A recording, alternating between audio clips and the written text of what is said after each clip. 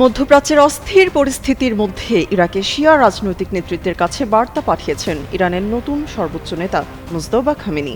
বাগদাদে নিযুক্ত ইরানের রাষ্ট্রদূত মোহাম্মদ কাজেম আল সাদেক এই ব্যক্তিগত বার্তাটি পৌঁছে দেন।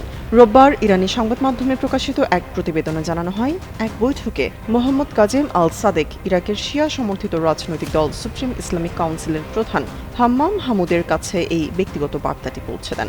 বৈঠকে ইরানি রাষ্ট্রদূত নাজাফের শীর্ষ ধর্মীয় কর্তৃপক্ষ বা মরজাদের ভূমিকার প্রশংসা করেন। বিশেষ করে ইরান এর সঙ্গে ইসরায়েল ও যুক্তরাষ্ট্রের এই সংঘাতের প্রেক্ষাপটে তাদের সাহসী ও স্পষ্ট অবস্থানকে গুরুত্ব দেন তিনি। নন ইনভার্টার এসির দামে ঘরে আনুন বিদ্যুৎ সাশ্রয়ী ইনভার্টার এসি। এখন 1.5 ton my one inverter AC মাত্র 48,900 টাকা পাওয়া যাচ্ছে মিনিস্টার শোরুমে।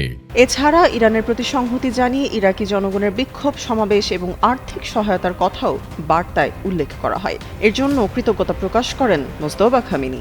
গত 28 ফেব্রুয়ারি ইরানে ইসরায়েল ও যুক্তরাষ্ট্রের হামলায় নিহত হন ইরানের সর্বোচ্চ ধর্মীয় নেতা আয়াতুল্লাহ আলী খামেনি। তার মৃত্যুর পর ছেলে মুজতবা খামেনি ইরানের সর্বোচ্চ নেতা হিসেবে নির্বাচিত হয়েছেন বলে বিভিন্ন সূত্রে জানা গেলেও এখন পর্যন্ত তিনি জনসম্মুখে আসেননি। এমনকি তার কোনো ভিডিও বা অডিও বার্তাও প্রকাশ হয়নি।